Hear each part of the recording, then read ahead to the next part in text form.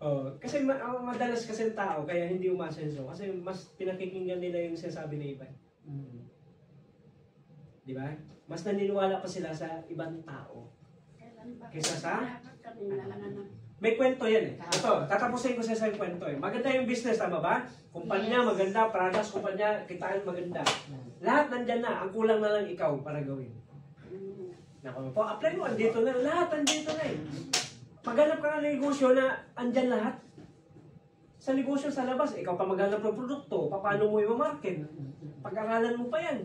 Dito na lahat. Wala ka nang lalahanin. Gagawin mo na lang. Tapos pakapi-kapi ka. Di ba? Libre pa nga. O, merong mag-ama. Nagdala-dala pauwi sila galing ng farm. Dala-dala na yung kalabaw. Ila-ila na yung kalabaw. Alam mo, dumaan dun sa unang barangay, sabi ng mga tao, tingnan nyo itong mag-ama na to. Ang bubo-bubo. May kalabaw naman, pwede naman nila sakyan. Naglakad pa. Hindi mapapagod yan. Inarinig nung mata. Ay, sabi nila, bubo na tayo. Kasi may kalabaw pala. Hindi natin sinakyan. Sabi nung maya, lumagpas na sa barangay, sabi na, sakay tayo. Diba? Sayang naman. Eh di yung ginawa ng dalawa, sumakay.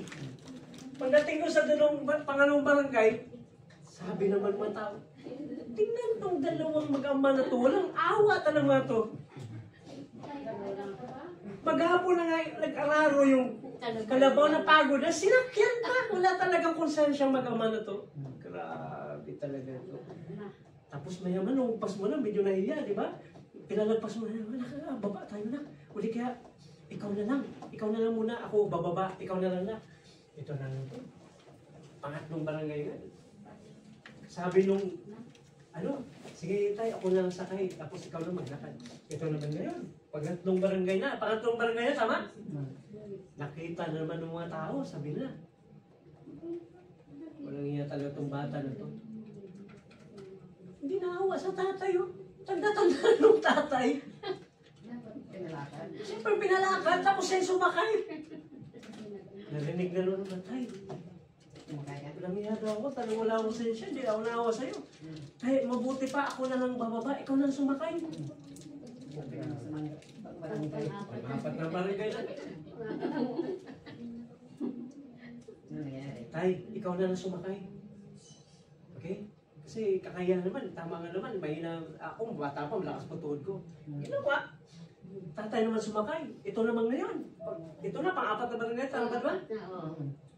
Sabi naman tatay, tingnan mo yung tatay. Grabe. Hindi naawa sa anak niya, bata-bata pa. Siyang pinaglakad, tapos yan, sarap ng buhay, oh. Siya pa yung sumakay. Alam mo pang 5 barangay? Alam mo kung ginawa nila? Binuhat na nila yung kalabaw.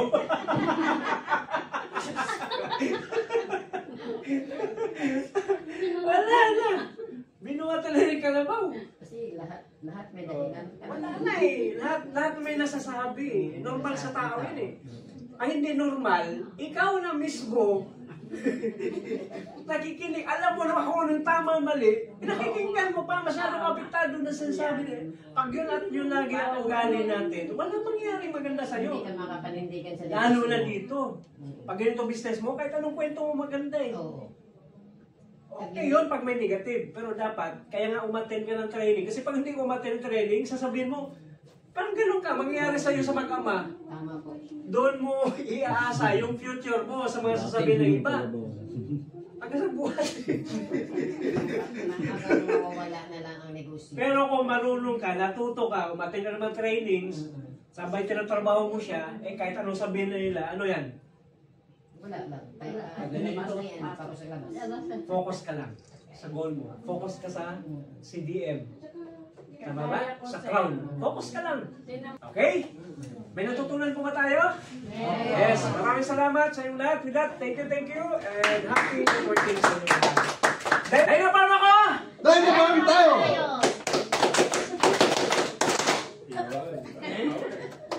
Thank you. Go na.